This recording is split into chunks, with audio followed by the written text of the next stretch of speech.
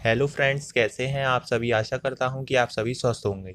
आज की इस वीडियो में हम देखने वाले हैं भूगोल का एक महत्वपूर्ण टॉपिक जिसका नाम है सौरमंडल और हमारी पृथ्वी। इसके बारे में मैं आपको पूरी जानकारी दूंगा कि सौरमंडल क्या होता है, सौरमंडल में कितने ग्रह होते हैं। एक एक करके सभी ग्रहों को हम पढ़ेंगे और हमारी पृथ्वी किस प्रकार की है, उसकी संरचना किस प्रकार की है, उसके बारे में हम पूरी डिटेल में पढ़ेंगे। आप वीडियो को लास्ट तक जरूर देखिएगा ताकि आपको पता चले कि हमारी पृथ्वी की संरचना अंतरिक्ष से देखने पर कैसी है और हमारी पृथ्वी किस तरह से बनी हुई है और उसकी आकृति किस प्रकार की है और हमारा जो सौरमंडल है उसमें जो ग्रह हैं उनकी स्थिति किस प्रकार की है। तो चलिए देरी ना करते हुए वीडियो को शुरू करते हैं। जैसा कि पहले नंबर पर हम देखते हैं सौरमंडल और हमारी पृथ्वी। हमारी पृथ्वी गोल है, ये तो आप सभी को पता ही होगा। इसका आकार नारंगी की तरह है। नारंगी यानी कि जो संतरा आपने देखा होगा उसी की आकृति की क्या है, हमारी पृथ्वी है।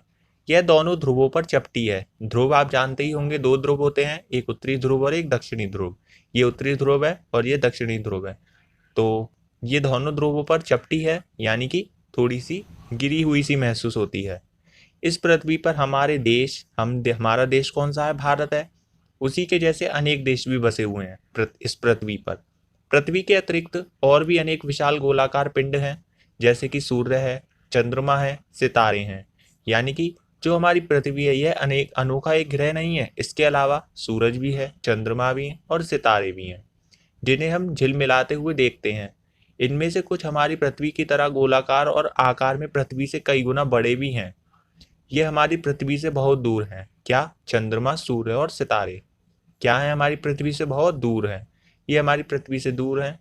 कुछ तारे तो ऐसे भी हैं जो टिमटिमाते भी नहीं हैं। इन सबको हम ग्रह भी कहते हैं। हमारी पृथ्वी भी उनमें से एक ही ग्रह है। हमारी पृथ्वी ही एकमात्र ऐसा ग्रह है जिस पर जीवन है।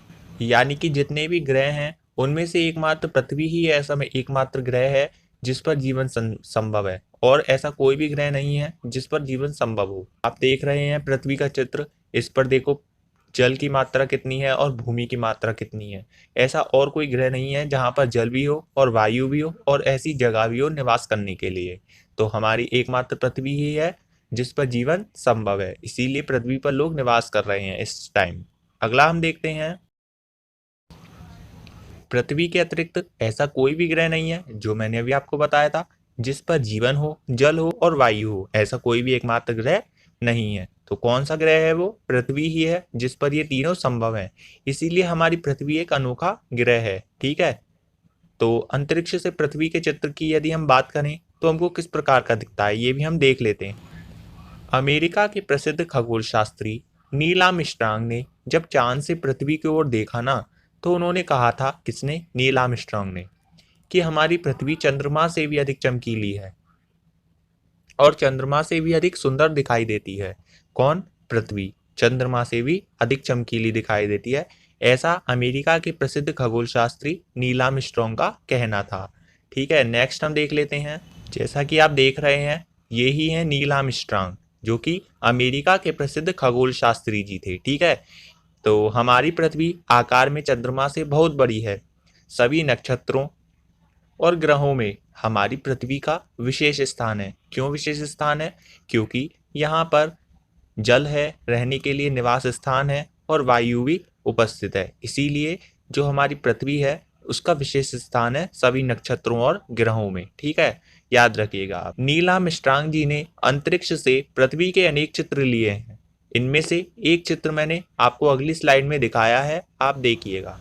तो ये चित्र था जो कि नील आर्मस्ट्रांग ने, अमेरिका के थे ना ये प्रसिद्ध खगोल शास्त्री, इन्होंने क्या लिया था? पृथ्वी का चित्र खींचा था। तो ये पृथ्वी का चित्र आपको दिख रहा होगा, इसी का ही रूप चित्र खींचा था। ठीक है।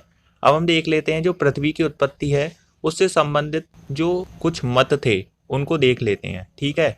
तो पहला मत है जो धार्मिक ग्रंथ और पौराणिक गाथाओं के द्वारा पृथ्वी की उत्पत्ति किसी दैविक शक्ति के द्वारा की गई है। मिस्र देश के प्राचीन ग्रंथों के अनुसार हम देख लेते हैं पृथ्वी की उत्पत्ति। तो पृथ्वी की उत्पत्ति सूर्य देवता के द्वारा की गई ऐसा माना जाता है मिस्र देश के प्राचीन ग्रंथों के अनुसार। किसके द्वारा? सूर्य देवता के द्वारा पृथ्वी की उत्पत्ति हुई है। और अगर हम बेबीलोनिया के प्राचीन विद्वानों के अनुसार देखें तो उनके किसी देवता ने सांप के दो टुकड़े करके एक भाग पृथ्वी बना दिया और दूसरा भाग आकाश बना दिया। किसके अनुसार? बेबीलोनिया के प्राचीन विद्वानों के अनुसार। नेक्स्ट हम देखते हैं हिंदू धर्म ग्रंथों के अनुसार पृथ्वी की उत्पत्ति। तो हिंदू धर्म ग्रंथों के अनुसार पृथ्वी की उत्पत्ति, उसका रखरखाव और मानव जीवन, इन सब के निर्माता कौन है? ब्रह्मा है, विष्णु है और महेश है। ब्रह्मा जी ने संसार की रचना की है, इसीलिए पृथ्वी को हम ब्रह्मांड भी कहते हैं। ये क्वेश्चंस पूछा भी जाता है कि जो ब्रह्मांड शब्द है वो किस भगवान के नाम पर रखा गया है? तो ब्रह्मा जी के नाम पर ही इस पृथ्वी का नाम ब्रह्मांड रखा गया है। तो हिंदू धर्म ग्रंथों के अनुसार पृथ्वी की उत्पत्ति किसके कारण हुई है? तो ब्रह्मा, विष्णु और महेश जी के कारण ही हिंदू धर्म ग्रंथों के अनुसार पृथ्वी की उत्पत्ति हुई है। और जो सांप थे उसके जो दो टुकड़े हुए थे, एक भाग पृथ्वी बना और दूसरा भाग आकाश बना, ऐसा किसने कहा है? तो बेबीलोनिया के प्राचीन विद्वानों ने ऐसा माना है। और सूर्य देवता के द्वारा पृथ्वी की उत्पत्ति किसके कारण हुई है? तो मिस्र देश के प्राचीन ग्रंथों के अनुसार पृथ्वी की उत्पत्ति सूर्य देवता के द्वारा की गई है, ऐसा माना जाता है, याद रखिएगा। लेकिन जो कुछ वैज्ञानिक थे इस दृष्टिकोण से सहमत नहीं थे कि जो पृथ्वी है उसकी जो उत्पत्ति हुई है वो ब्रह्मा, विष्णु, महेश से हुई है या सूर्य देवता से हुई है या जो सांप है उसके दो टुकड़ों से हुई है। तो लेकिन कुछ वैज्ञानिक इससे सहमत नहीं थे। तो 1755 ईस्वी में प्रसिद्ध जर्मन दार्शनिक और वैज्ञानिक, जिसका नाम क्या था? केपलर, इसने यह मत प्रकट किया कि जो सूर्य होता है उसके अंदर बहुत सारी गर्म गैस पाई जाती थी। ठंडी होने पर इन गैसों ने ग्रहों का रूप धारण कर लिया और ये ग्रह सूर्य से अलग हो गए। पृथ्वी इन्हीं ग्रहों में से एक है। ऐसा किसका मानना है? तो केपलर का मानना है। अमेरिका के खगोल शास्त्रियों का मत है कि एक बहुत बड़ा नक्षत्र सूर्य के पास से गुजरा और इस बड़े नक्षत्र के कुछ तत्व सूर्य से अपनी ओर खींचे और वे नक्षत्र से अलग होकर सूर्य के चारों ओर चक्कर लगाते रहे। पृथ्वी उन्हीं में से एक ग्रह है। किसने कहा है? तो अमेरिका के खगोल शास्त्रियों का ऐसा मानना है।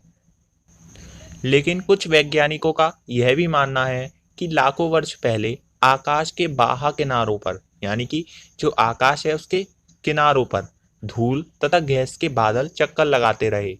इनमें से बीच का भाग सूर्य बन गया और किनारे के भाग जो हैं वो एकत्रित होकर क्या बन गए?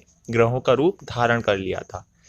तो प्राचीन यूनानी दार्शनिकों का अपना एक ही अलग मत था। उनके अनुसार सूर्य केंद्र है और अन्य ग्रह सूर्य के चारों ओर घूमते हैं। प्राचीन भारतीय विद्वानों से यह मत मिलता जुलता है। 1457 ईस्वी में पोलैंड के प्रसिद्ध वैज्ञानिक कोपरनिकस ने, किसने? कोपरनिकस ने, तो यह सिद्ध किया कि पृथ्वी, मंगल, बुध और अन्य ग्रह के चारों ओर घूमते रहे। क्या? सूर्य। इन सब ग्रहों की स्थिति भी इन्होंने निर्धारित की थी। किसने? पोलैंड के प्रसिद्ध वैज्ञानिक कोपरनिकस ने। तो जो आप देख रहे होंगे ना आज, बुध, शुक्र, पृथ्वी, मंगल, बृहस्पति, शनि, अरुण, वरुण, ये सभी जो एक क्रम वार्ता है ना, ये किसने बनाई थी? तो पोलैंड के एक प्रसिद्ध वैज्ञानिक, जिसका नाम क्या था? कोपरनिकस। इसी ने ही 1497 ईस्वी में बनाई थी। ये इफेक्ट भी आप याद रखिएगा। ये वीडियो हम यहीं पर समाप्त करते हैं। अगली वीडियो में हम सौर परिवार के बारे में देखेंगे विस्तार पूर्वक, जिसके अंतर्गत हम सूर्य के बारे में जानेंगे, ग्रह क्या होते, एक एक करके सभी ग्रहों को विस्तार पूर्वक देखेंगे। इसके बाद हम कुछ अभ्यास कार्य को भी देखेंगे। ठीक है, अगली वीडियो में मिलते हैं। तब तक के लिए जय हिंद, जय भारत।